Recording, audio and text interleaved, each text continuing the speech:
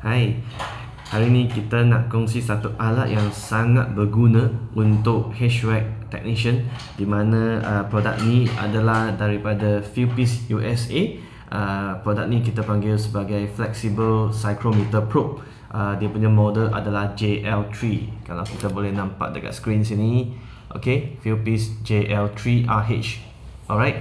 Jadi psychrometer probe ni adalah kita fungsi dia, kita boleh pakai psychrometer probe ni untuk menguji ataupun mengukur beberapa data daripada kita punya aircon.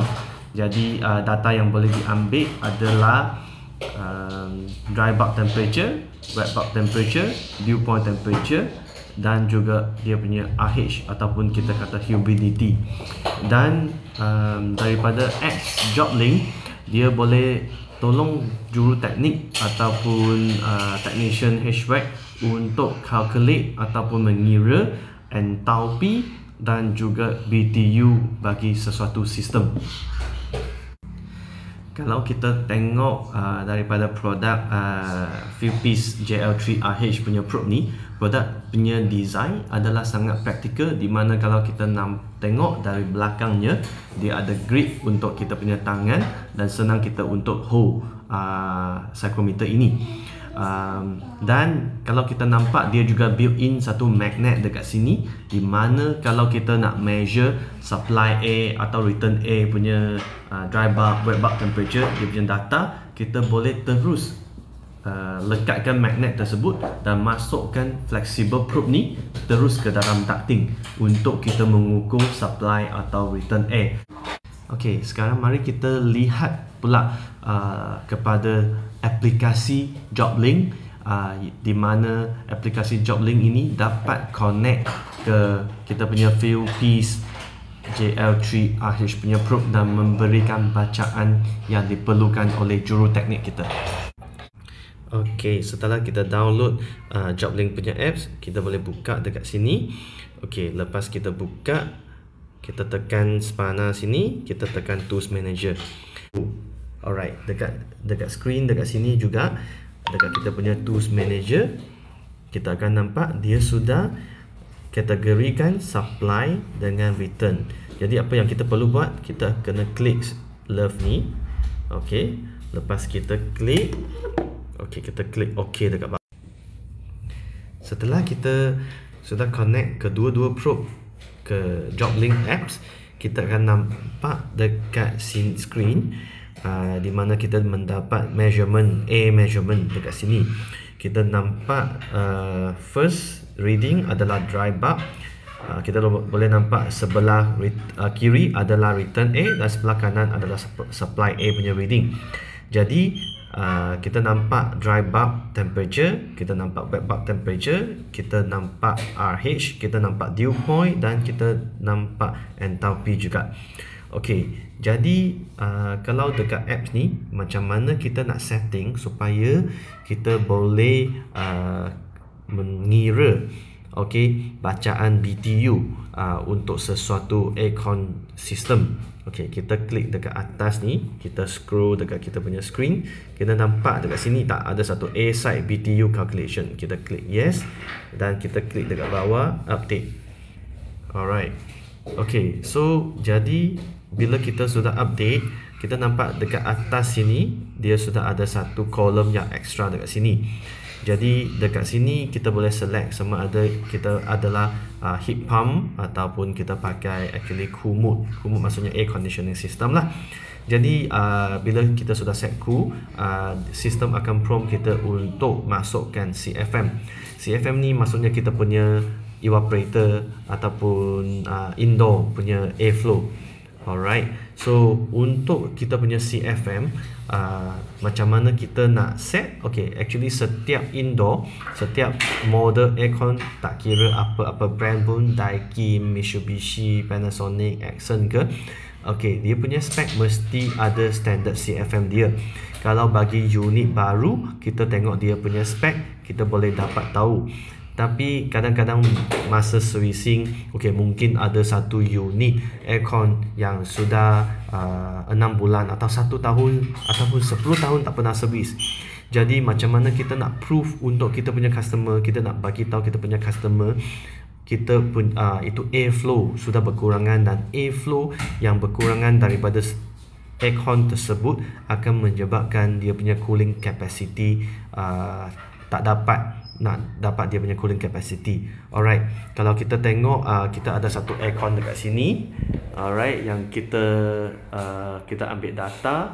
Alright, okay, ini 1 horsepower punya aircon, Hisense punya. Okay, kita sudah mengambil data dia. Okay, kita sekejap nanti kita tengok dia punya data. Okay, kalau kita nampak dekat sini, unit ni adalah 1 horsepower punya split. Dia punya cooling capacity adalah rated capacity adalah 10,000 BTU per hour.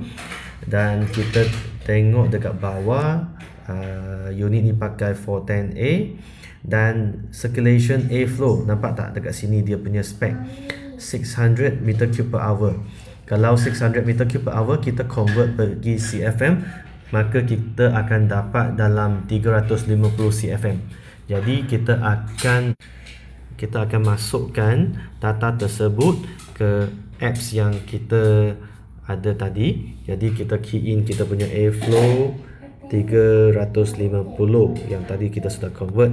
Okey, jadi kita nampak okey, daripada keadaan 350 dia akan calculate kita punya capacity. Alright, jadi supply dan return punya probe dekat depan kita sekarang.